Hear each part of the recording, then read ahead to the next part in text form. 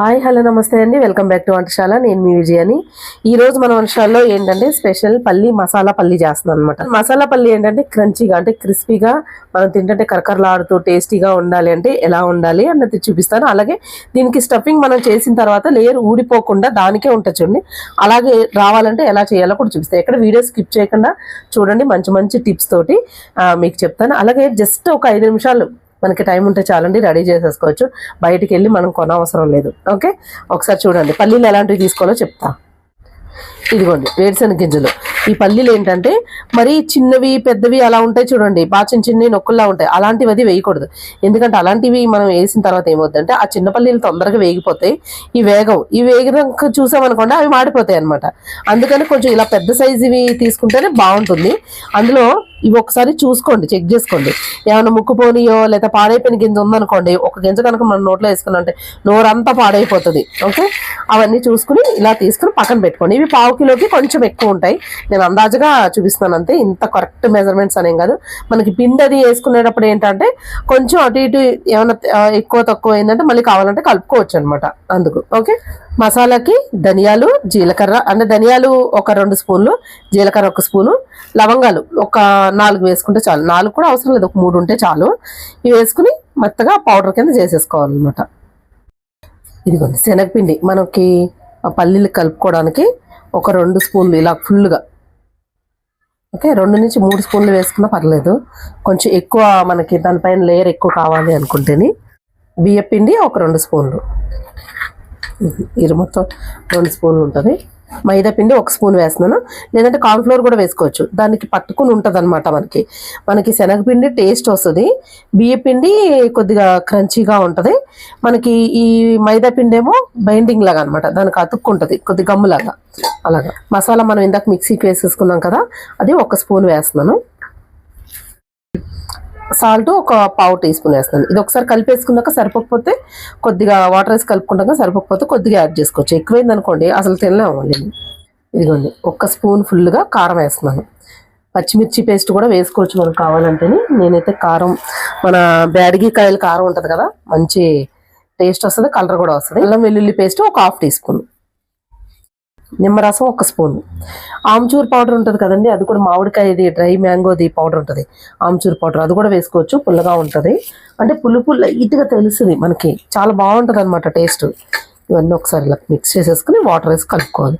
చాలా తక్కువ వాటర్ వేయాలి, ఎక్కువ వేసేయకూడదు.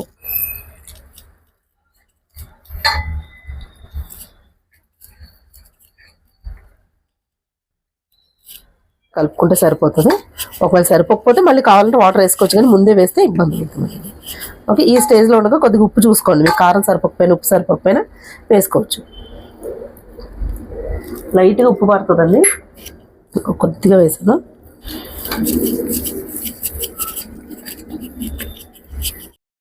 ఇదిగోండి ఇలా ఉండగా ఇప్పుడు ఇది చూడండి కరెక్ట్గా ఇలా ఉండాలి, మరి ఎక్కువ పలుచగా ఉండకూడదు.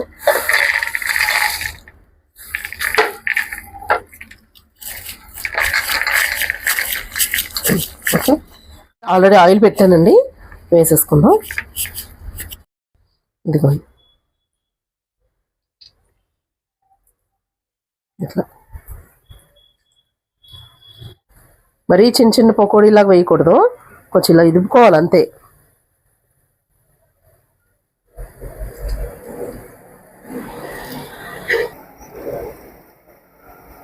వెంటనే కలిపేయకూడదండి, 1 నిమిషం ఆగి కలపాలి. ఇదిగోండి ఒక్క సెకండ్ ఆగి ఇలాగ కలుపుకోవాలి. మరి మీరు అలాగే వదిలేసినా కూడా మాడిపోతాయండి తొందరగా. ఎంతసేపు ఎగితాయి వేరుశనగ గింజలు, తొందరగానే ఎగిపోతాయి. కాకపోతే మనం కోటింగ్ వేసాం కదా, కొంచెం వాటర్ కలిపాం కదా పిండిలో, దానికి ఆ తేమ అన్నది ఉంటుంది, ఆ పైన లేయర్ కూడా క్రిస్పీగా అవ్వాలి కదా, కరకరలాడుతూ. మరీ ఎక్కువ కలిపేసినా మళ్ళీ పేస్ట్లో అయిపోతాయి.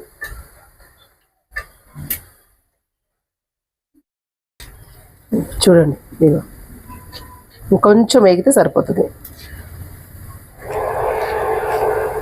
ఫుడ్ కలర్ వేస్తే మంచి రెడ్డిష్ కలర్ వచ్చేస్తుంది అనమాట, కానీ నేనైతే ఏం యూజ్ చేయలేదు. మనకు బయట అమ్మే వాళ్ళు అయితే కంపల్సరీ ఫుడ్ కలర్ వేస్తారండి, మనకి ఇంట్లోకి అవసరం లేదు. మంచి టేస్ట్ అయితే ఉండాలంతే. ఓకే, ఇవైతే వేగిపోయినాయి చూడండి, తీసేస్తున్నాను. చూడండి మళ్ళీ సరిగ్గా ఒకసారి మీరు మీకు ఆ కరెక్ట్గా తెలియకపోతే ఒకసారి కొన్ని తీసేసుకుంటాం కదా, ఫస్ట్ కొద్దిగా వాయి వేసి ఆ వేగిన తర్వాత కొంచెం ఒకసారి వేసుకుని నోట్లో వేసుకుని చూడండి, ఆ క్రిస్పీగా ఉందా లేదా, పల్లి వేగిందా లేదా చూసుకుని అప్పుడు మిగతాది మీరు ఎలా వేయించుకోవాలో చూసుకుని మీకు అర్థమైపోద్ది ఎంతవరకు వేయించుకోవాలన్నది. ఇప్పుడు ఒక ప్లేట్లో వేసేస్తున్నాను, మొత్తం అన్నీ తీసుకుని మిగతాయి కూడా వేసేసుకుందాం. కొద్దిగా కరివేపాకు ఇలా ఫ్రై చేసుకోవాలి, తడిగా ఉంది కదా. ఇదిగోండి ఇలాగా క్రిస్పీగా వేగాలి, వేగిందని పల్లి దాంట్లో వేసేసుకోవాలి. ఇదిగోండి కరకరలాడే పల్లి మసాలా పల్లి, ఇందులో కరివేపాకు కూడా వేసుకొని ఇలాగ కలిపేసుకోవాలి. దీనిపైన ఇంకా చాట్ మసాలాది ఏమైనా కావాలంటే చల్లుకోవచ్చు అనమాట. నేనైతే ఏమీ వేయట్లేదు. చూసారా ఎంత సౌండ్ వస్తుందో. ఇవి ఇగో ఇలా ఉంటాయి కదా, కొంచెం చల్లారిన తర్వాత విడదీసుకోవాలి. నేను అందులో మూకుట్లో ఇలా కొడితే విడిపోతాయి, నేను చేయలేదన్నమాట. అయితే కాలిపోతున్నాయి ఇవి. నేను పసుపు కూడా వేసుకోవచ్చు ఇందులో, నేను వేయడం మర్చిపోయాను. యాక్చువల్లీ వేద్దాం అనుకో మర్చిపోయాను.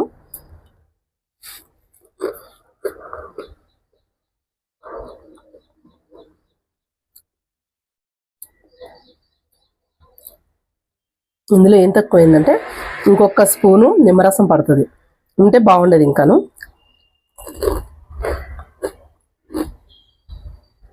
టేస్ట్ చాలా బాగుందండి.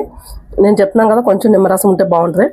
ఆమ్చూర్ పౌడర్ ఉన్నా కూడా ఒకవేళ ఇందులో కలుపుకోకపోతే ఆమ్చూర్ పౌడరు, గరం మసాలా ఇదంతా కూడా కొంచెం కలిపేసి పైన కూడా చల్లుకోవచ్చు అనమాట.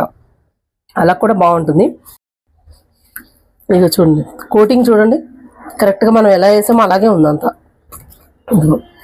ప్రతి గింజకి కోటింగ్ ఉంది.